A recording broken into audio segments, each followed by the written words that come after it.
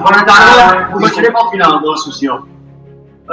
Volia expressar l'agraïment més sincer en nom de tot el Departament de Ciències. Primer, vosaltres, els alumnes, us heu implicat molt, heu participat en tot el procés de manera molt entusiasta, sincerament. Estem molt contents de com han sortit totes les diferents activitats, tant les preguntes com els fragments de vídeo, tot plegat. Per tant, sincerament, de veritat, moltes gràcies del Departament d'Estudis.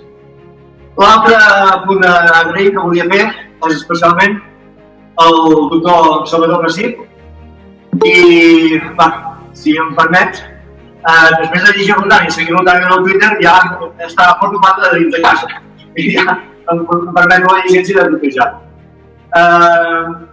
Jo només volia agrair, de veritat, haver aprofitat la directesa de conèixer-se amb el senyor Pep Anton, però no per això expressar l'agraïment també a la deferència d'haver partit nosaltres aquesta diada, del Science Day, que per cert ja és la 15a edició que celebrem a l'escola, 15 anys passen ràpid. Per presentar-vos-ho, per qui no el conegui, jo preferia que fos el senyor Pep Anton, qui coneix personalment el doctor Salvador Massip i que us expliqués una mica quin és el seu desenvolupament a nivell científic, que la seva posició actual en el món de la ciència. Moltes gràcies, Salvador, per la referència. Molt agraït. Gràcies, senyor Pere. Moltes gràcies, Salvador, per ser aquí. Fa realment molta il·lusió presentar-te aquí a la nostra escola, aquí a Sant Jordi School. Bé, Salvador Massip i Maresme és blanenc, nascut a Blanes l'any 1970 i és doctor en medicina. Es va doctorar a la Universitat de Barcelona, allà va començar la seva carrera científica i des d'allà va agafar l'avió, com han de fer molts cracs joves del país, se'n va anar cap a Amèrica. Allà, a Nova York, va començar a fer recerca a l'Hospital Mount Sinai, a Manhattan, i després de passar 10 anys allà va tornar a agafar l'avió, no per tornar a casa, sinó per anar fins al Regne Unit, a Anglaterra, a Leicester. Allà a la Universitat de Leicester està fent recerca oncològica i sempre està al voltant del món de l'oncologia. Allà dirigeix un laboratori, el laboratori de mecanismes de mort cel·lular. Més enllà de la carrera científica d'en Salvador, el doctor Massip destaca per la seva aportació a la literatura. Sí, la literatura. És un científic compromès socialment i molt actiu en humanitats. Podríem dir que és un científic lletraferit, com es titula una de les teves obres, Salvador. Ens demostra, per tant, que no hi ha dues cultures, que hi ha una única cultura, i la ciència en forma part.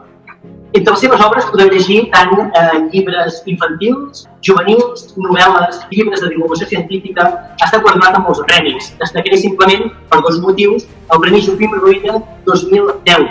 Primer motiu, perquè va ser per l'obra Ullals. Sí, la que heu llegit, la que heu llegit de quart d'ESO, els de primer debat no recordeu, i els de quart d'ESO d'aquest any la llegireu d'aquí uns mesos amb la senyoreta Sara.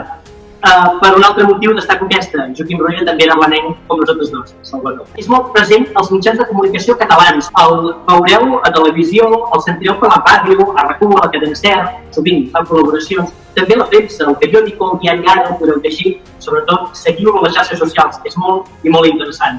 Porta molts anys a fora del país, ja ho deia, però les seves arrels sempre els ha mantingut.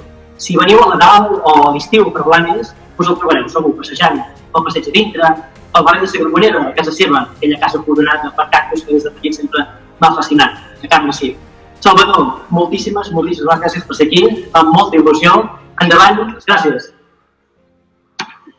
Moltes gràcies, Pep Anton, gràcies a tots per estar aquí, gràcies per haver convidat a aquesta sessió, estic encantat d'estar amb vosaltres i és meravellós veure's a tots aquí aquesta tarda amb aquest sistema telemàtic. Ens queixem molt del que la pandèmia ens està fent fer, però un avantatge que estem tenint és la capacitat de poder-nos comunicar amb gent de tot el planeta i aprofitar més dels sistemes de teleconferència que potser no havíem aprofitat prou.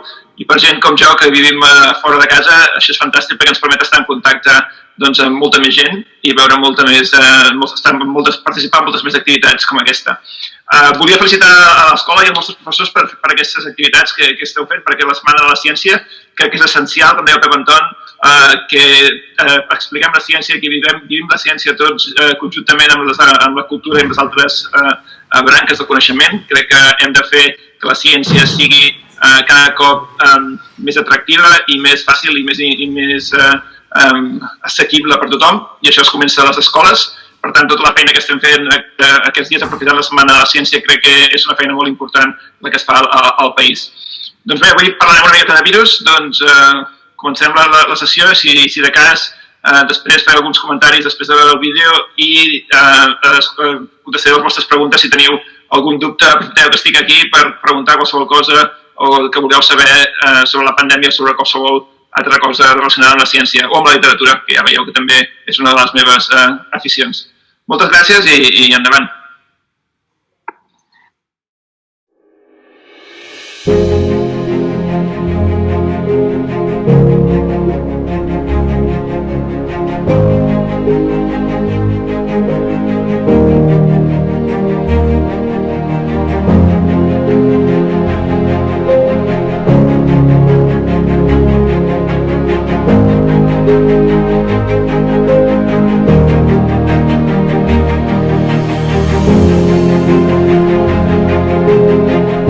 Què és un virus? Els virus són paràsits microscòpics que causen moltes malalties contagioses. Són més petits que els bacteris, més d'1 miler de vegades més petits que 1 mil·límetre. No són organismes vius, sinó complexes de molècules, que pel seu compte no poden fer res fins que entren una cèl·lula viva. Són agents infecciosos, això vol dir que s'escampen ràpidament d'una cèl·lula a una altra i d'un individu a un altre. El SARS-CoV-2, per exemple, que causa la malaltia anomenada Covid-19, és d'una família de virus que causen malalties respiratòries en humans. Es va detectar per primera vegada a Wuhan, a Xina, i des d'allà s'ha estès per tot el món. Com són els virus? Un virus consta de 3 components bàsics: el seu genoma, que pot ser ARN o ADN, protegit dins una càpsida. Alguns virus poden tenir també un embolcall, on hi ha molècules glicoproteïnes per reconèixer les cèl·lules que han d'infectar. Hi ha molts tipus de virus diferents. Per exemple, segons el seu genoma, els virus es poden classificar en 2 grups depenent de si tenen ADN o ARN. Tant si és ADN com ARN, aquests poden estar formats per una cadena o per 2 cadenes. En el cas concret de SARS-CoV-2, és un virus de forma esfèrica amb ARN, d'una sola cadena, amb un embolcall amb moltes espines, que fan que sembli una corona. Un dels tipus de virus són els coronavirus. Dins aquest grup de virus hi ha el SARS-CoV-2, però també hi ha, per exemple, el HK1, que causa el refredat comú, o el MERS, o el HCoV-NL63, que seria com el SARS-CoV-1. Tots aquells infecten principalment el sistema respiratori dels humans. Com actuen els virus? Quan el virus entra en contacte amb les cèl·lules, s'hi enganxa usant glicoproteïnes, que es troben en el seu embolcall. Després, infecta la cèl·lula passant el material genètic a l'interior.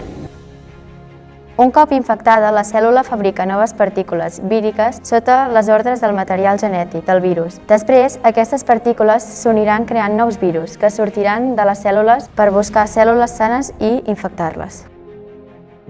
En aquest procés, el virus poden seguir 2 cicles. El cicle líctic implica la producció directa de nous virus a partir de cèl·lules que acaben de ser infectades, i el cicle lisogènic, on el material genètic del virus s'integra a l'ADN de la cèl·lula hoste, però els gens virals no s'expressen fins passat força temps.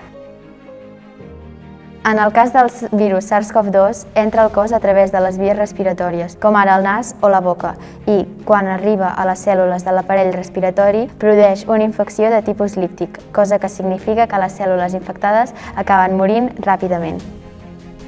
La infecció per SARS-CoV-2 es creu que es va iniciar quan un ratpenat infectat va ser consumit per un humà. A partir d'aquí, aquest virus s'ha anat propagant entre les persones per contacte directe o indirecte i a través de l'aire per aerosols, afectant principalment el sistema respiratori. Què ens fan els virus? Els virus ataquen específicament a determinades cèl·lules i teixits del nostre cos. Per exemple, afecten a l'aparell respiratori, com el virus del refredat, el de la bronquitis o el de la grip, o per exemple a l'aparell digestiu, com el virus de la gastroenteritis. En el cas concret del SARS-CoV-2, afecta principalment a l'aparell respiratori i els símptomes inicials són principalment la febre, la tos seca i el cansament. També ens pot causar mal de coll o mal de cap o diarrea acompanyat de diversos més símptomes, com pèrdua de gust i l'olfacte, mal de pit o dificultat respiratòria. Una de les complicacions clíniques més comunes del SARS-CoV-2, tal com diu el seu nom, és una dificultat respiratòria aguda, que es tradueix a una pneumònia. A més, pot derivar a problemes cardíacs, renals o trombosis. Si es superen les complicacions, les possibles seqüeles poden ser una dificultat per caminar, una debilitat muscular o una fibrosi pulmonar, entre moltes altres. Com sabem si tenim un virus sense estar malalts? Una de les tècniques més utilitzada és la PCR. Aquesta consisteix en agafar una mostra de material genètic d'un possible infectat i ampliar-la. Això permet comparar-la amb el material genètic d'un virus. Si la comparació surt positiva, vol dir que hi ha virus. En el cas que surti negativa, vol dir que no hi ha virus, o bé encara no hi ha prou virus per ser detectat. A part de la PCR, hi ha altres maneres de detectar el virus. Per exemple, el test d'anticossos a través de la sang o la prova d'antígens virals, on miren si hi ha parts del virus. També es poden fer cultius de cèl·lules infectades. En el cas del SARS, la tècnica que s'aplica principalment és la PCR. També es fan testos ràpids, com les proves serològiques de detecció d'anticossos a la sang, o també proves de detenció d'antígens de mostres nasals que cada vegada són més fiables. Com ens defensem dels virus? El sistema immunitari és el mecanisme de defensa que el cos posa en funcionament contra substàncies que considera estranyes o perjudicials. Per exemple, unes cèl·lules de defensa, els limfòcits B, produeixen anticossos que ataquen i eliminen els virus. Unes altres cèl·lules, els limfòcits T, no fabriquen anticossos, sinó que ataquen directament el virus i les cèl·lules infectades. Una altra manera de defensar-nos són les vacunes. Són productes biològics que s'obtenen a partir de parts de virus i dels bacteris dels que ens volem defensar. Un cop s'administra al nostre cos, activarà les cèl·lules de defensa i d'aquestes en quedaran les cèl·lules de memòria. Així, el nostre cos queda preparat per combatre de manera ràpida i efectiva el virus o el bacteri i, per tant, no ens posarem malalts. Potser el millor sistema de defensa és evitar el contagi.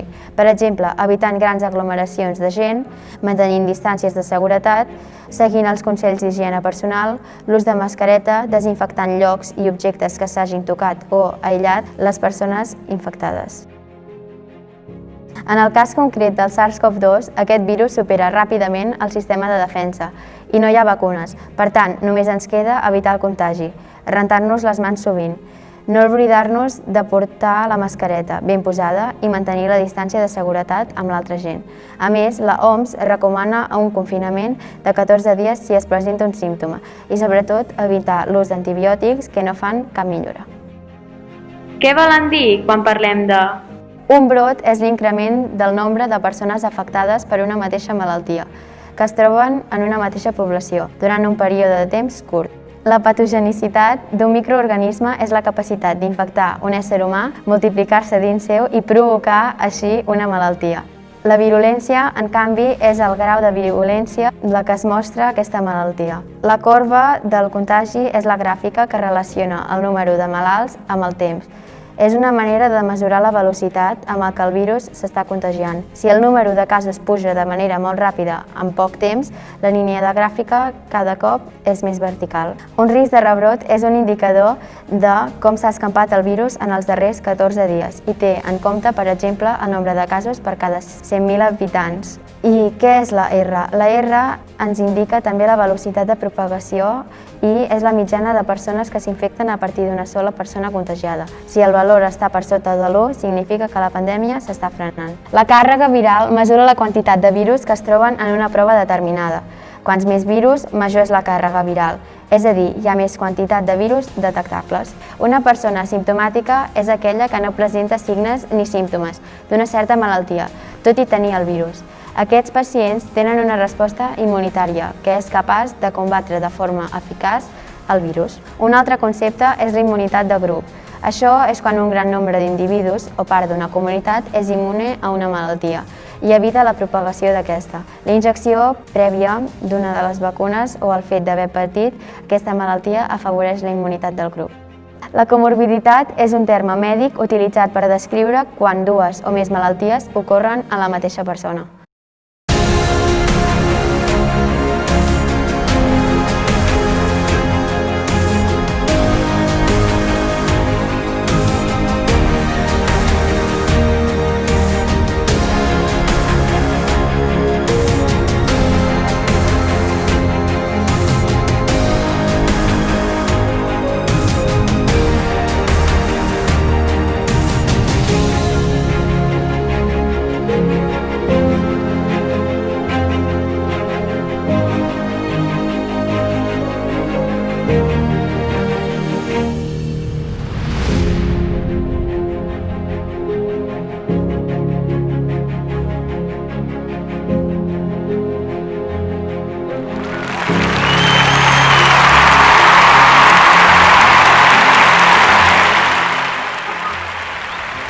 Molt bé.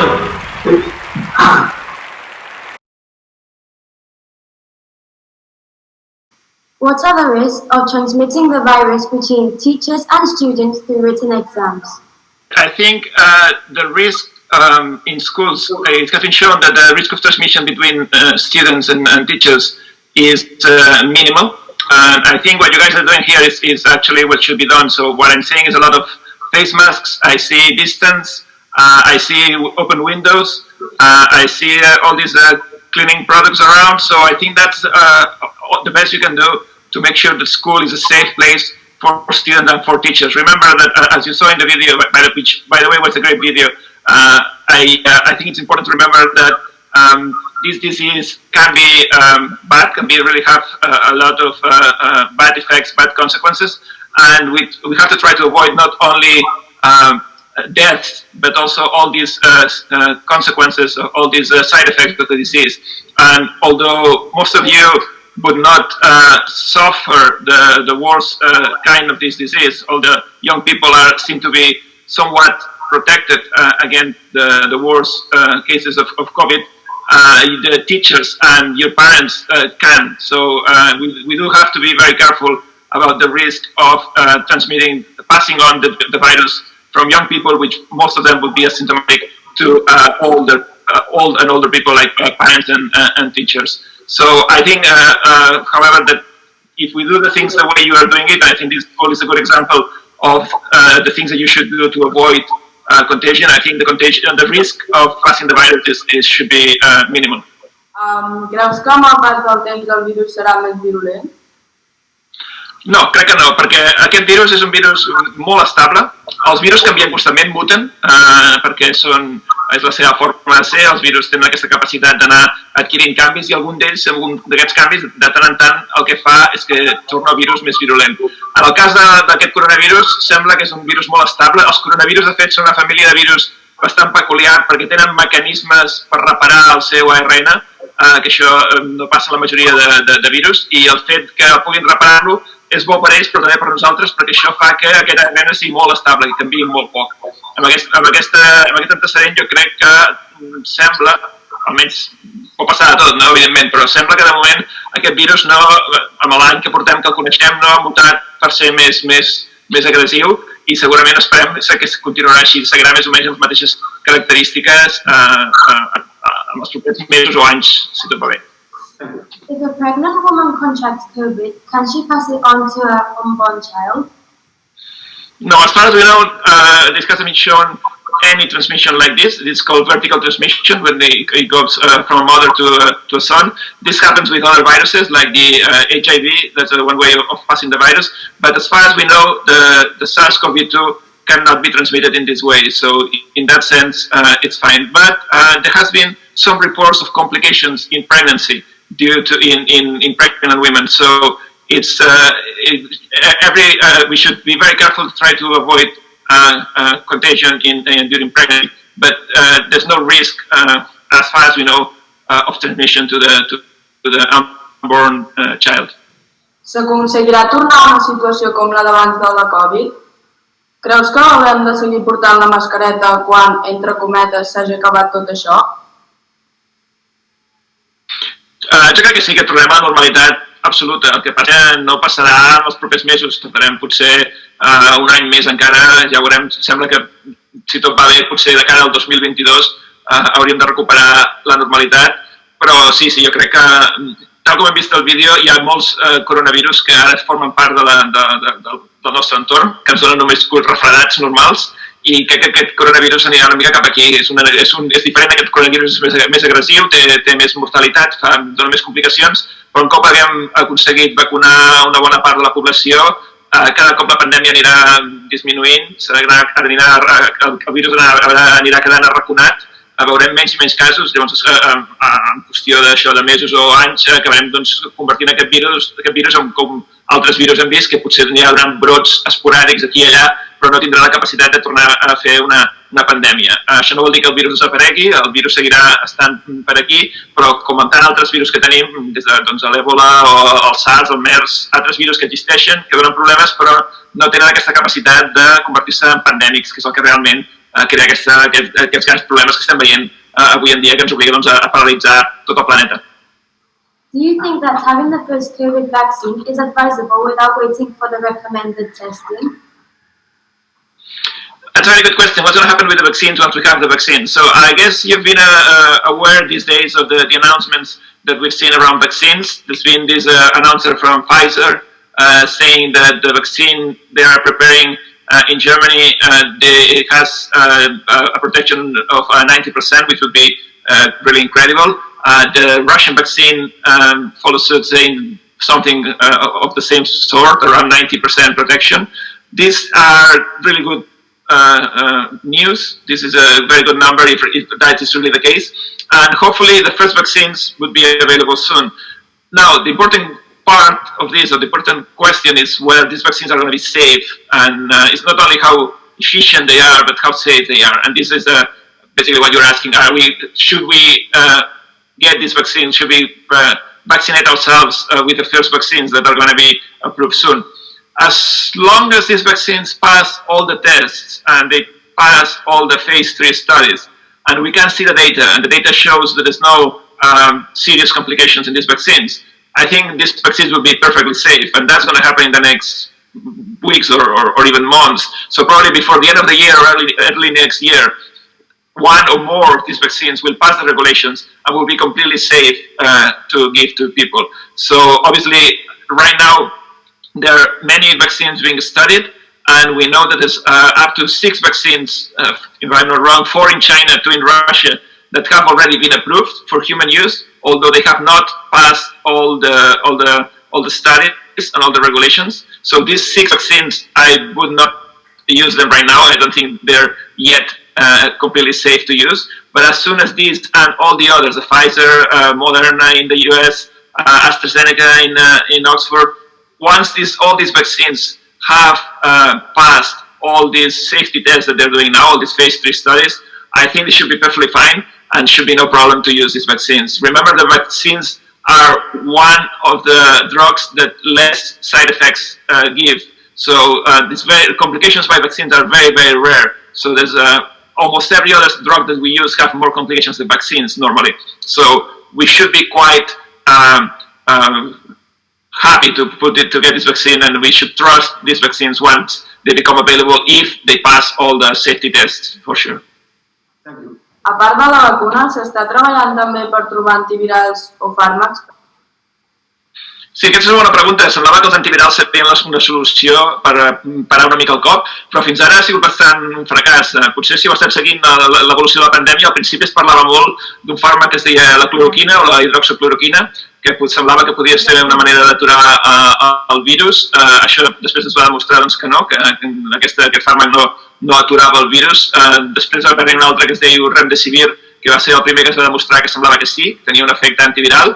Després, un estudi posterior més extens va negar aquest efecte del Remdesivir. En aquests moments no tenim cap antiviral que sembla que funcioni. L'únic fàrmac que s'ha demostrat que fa alguna cosa són els corticoides, la dexametasona, i no atura el virus, simplement el que fa és que reduint la inflamació millora el pronòstic dels malalts. És a dir, tenim molt poques opcions en aquests moments com a antivirals. I això no és estrany, perquè normalment els antivirals, l'arsenal d'antivirals que tenim és petit comparat amb el d'antibiòtics, per exemple, dels bacteris, no? I és molt poc probable, crec jo, que trobem un antiviral eficient aquest virus. Portem ja mesos estudiant antivirals i no hi ha hagut indicació que cap d'ells faci res contra el SARS-CoV. Per tant, crec que és la vacuna i que haurem d'esperar a tenir la vacuna realment per poder controlar la pandèmia. Mentrestant, podrem fer servir coses que dona, els anticoagulants sembla que també tenen algun efecte, però això sobretot és per reduir la mortalitat, que ja està bé, que si aconseguim reduir la mortalitat ja és una bona cosa, però no hi ha en aquests moments, ni crec que hi hagi a curt termini, res que es permeti aturar la propagació d'aquest virus. Doncs fins aquí el bombardeig de preguntes. Moltes gràcies. En teníem més de preparades, malauradament el temps ens està tirant a sobre, com a cloenda, que és la paraula oberta. Gràcies, Salvador. Doncs moltes gràcies, un cop més, moltes gràcies per convidar-me, m'ho he passat molt bé amb el vídeo, realment heu fet un vídeo fantàstic, crec que està molt bé i això és una cosa molt bona tant pels estudiants com pels professors que teniu, esteu realment, crec que en una escola que treballa molt bé el tema de la ciència i això és fantàstic de veure, crec que, com us deia, el vídeo tant pel seu format, des del punt de vista de la divulgació, crec que era molt atractiu, ha sigut molt clar i molt senzill de seguir, i des del punt de vista científic la qualitat de la ciència que hi havia era molt bona, totes les dades han sigut molt bones, i crec que han sortit uns temes interessants, en 5 minutets, si voleu, us faig algun 4 comentaris sobre el que he vist en el vídeo, que crec que són coses interessants. Per exemple, començant amb el concepte de si el virus està viu o no està viu. Com dèiem en el vídeo, un virus avui en dia no es considera un ésser viu, sinó un conjunt de molècules, perquè realment no pot fer vida per si sol, simplement necessita altres organismes per reproduir-se. Aquest és un debat que els científics han tingut durant molts anys i de fet encara coeix aquest debat si els virus es poden anomenar vius o no, si són la forma més petita d'ésser viu que hi ha a la Terra o no, i crec que és difícil, és una pregunta que és difícil de respondre. O sigui, encara crec que els virus són uns organismes o unes molècules, per dir-ho així, molt apassionants, molt interessants, i que han estat a aquest planeta abans que nosaltres. Recordem que els virus existien molt abans que existissin els mamífers, els animals o cap altre ésser viu. I de fet, una cosa que també ha sortit en el vídeo, els virus són capaços d'incorporar-se en el genoma de les cèl·lules que infecten. Si mirem el genoma humà, hi ha un munt de gens virals residuals per allà d'infeccions antigues que al llarg de l'evolució aquest virus, aquest genoma víric s'ha quedat incorporat al nostre genoma i està allà des de fa temps immemorial. O sigui, podem dir que hem evolucionat junts, els virus i els humans i tots els altres animals, gràcies a aquesta capacitat que tenen els virus d'intercanviar informació, incorporar-se en el genoma o, com dèiem abans, d'anar mutant i canviant i fer-se diferents cada vegada. Hem parlat també del coronavirus, que sembla que porti una corona. Una cosa que no se sol dir és que els científics que van descobrir el coronavirus i van posar el nom de coronavirus per aquesta corona, no pensaven en la corona dels reis, sinó que pensaven en la corona del sol. El sol també té una corona i es creu que el virus aquest sembla la corona del sol. Quan diem coronavirus tots pensem en una corona de rei, però és de fet la corona del sol. Hem dit abans que n'hi ha molts altres de coronavirus, ho heu mencionat també en el vídeo, que tenim coronavirus amb nosaltres des de fa molt de temps i durant aquests refredats que tenim esperem que el SARS-CoV-2 també acabi convertir-se en un virus més o menys inofensiu que no acabi de donar problemes. Mencionava un punt molt interessant en el vídeo que és com ha passat el virus als humans i efectivament sembla que el virus va començar al ratpenat. De fet, es creu que aquest virus fa dècades, o si més no, un antecessor molt proper a aquest virus fa dècades que circula amb ratpenats i que d'alguna manera ha aconseguit arribar a humans. Crec que hi ha un petit forat negre en la història que no sabem encara ben bé, que és com ha passat del ratpenat a l'humà. Sí que és cert que estaven els ratpenats i ha acabat als humans, però pel mig hi ha un forat d'aquesta història que no coneixem molt bé. I en aquests moments hi ha una comissió de l'OMS a Xina investigant com va fer el salt del ratpenat als humans. Es creu que podria haver un animal entremig, que s'havia dit el pangolí, que és un animal bravíssim, que ningú coneixia segurament abans d'això. Pot ser que no sigui el pangolí, pot ser que sigui una altra història, pot ser que hagi passat directament, encara que això no està segur encara. Crec que és una de les coses que anirem sabent al llarg dels propers anys, com ha passat aquest virus del ratpenat als humans, i això també és una pregunta que fa molta gent. Sembla que no, que aquest virus no ha sigut fabricat al laboratori, que això segur que ho heu sentit dir a molts llocs, per internet són coses que corren molt. És un virus com us deia, natural, que ve de virus de ratpenats, d'altres virus similars, i no hi ha cap prova que hagi estat modificat de cap manera en el laboratori. Que no vol dir que els humans no siguin capaços de modificar virus, efectivament podem modificar virus, podem fer moltes coses, però en aquest cas, si més no sembla que sigui això la solució. Una última cosa també interessant que he vist en el vídeo és el tema de la vacuna. Les vacunes, com estem veient ara, i com estem parlant, cada cop n'hi ha més que estan a punt de ser aprovades, n'hi ha molts tipus diferents, i la gràcia, crec jo, o la cosa espectacular que ha hagut aquest últim any, ha sigut que la inversió de diners i d'esforços i de recursos que s'han fet a tot el planeta ha aconseguit que es portin tantes vacunes tan diferents, i no tan sols d'elles, sinó que el sistema de produir la vacuna és molt diferent. Fins ara les vacunes es produïen totes de manera similar, agafant trossos de virus o agafant virus inactivats. Ara, avui en dia, estem, per primera vegada s'aprovarà per a l'ús en humans vacunes usades fabricades en sistemes molt diferents. Per exemple, la Pfizer, que es parlava aquesta setmana, és realment el que s'injecta és un tros del genoma del virus perquè el cos humà fabriqui la proteïna vírica. Això és una cosa bastant revolucionària. Abans el que s'agafava era la proteïna del virus i s'injectava. Ara injectem les instruccions per fabricar la proteïna perquè el nostre propi cos fabriqui una proteïna estranya, una proteïna que no és nostra, i el sistema immune la reconegui i fabriqui les defenses. Això és fantàstic, o sigui, aprofitar la maquinària de la cèl·lula humana per fabricar la proteïna del virus és una cosa molt revolucionària. Hi ha un parell o tres d'aquest tipus de vacunes. Hi ha una altra molt nova que també el que fa és agafar un altre virus i ficar un tros del genoma del virus a dins i fa com gairebé és una manera de transportar el virus dins les cèl·lules. Crec que estem veient coses fabuloses que la ciència està fent per aconseguir noves vacunes, noves maneres d'immunitzar. I crec que això, tant com això em porta a dir que estem en un moment, crec, únic a la història de la ciència en general. Mai en la vida hem pogut fer tantes coses com ara a la ciència. El límit avui en dia per la ciència és pràcticament la imaginació. Gairebé tot el que podeu imaginar es pot fer. Tenim recursos, tenim les màquines, tenim el coneixement per fer els experiments. Quan jo vaig començar a fer ciència fa 20 molts anys, 25 o gairebé 30 anys, fèiem les coses de forma molt manual. Avui en dia, coses que jo tardava un any a fer-les, les puc fer en una setmana al meu laboratori i això cada cop anirà més. Per tant, aquests de vosaltres que us interessi la ciència, els que estigueu plantejant dedicar-vos a la ciència o fer una carrera en ciència, la ciència és fabulosa, la ciència és una feina que a mi m'apassiona, és una feina molt útil per a la societat. Estem fent avançar el coneixement, no només buscant solucions a malalties, sinó entenent millor com funcionen els éssers vius, com funciona el planeta. Crec que això és essencial i, com us deia, no hi ha hagut cap altra època a la història de la humanitat tan bona com aquesta per dedicar-se a la ciència.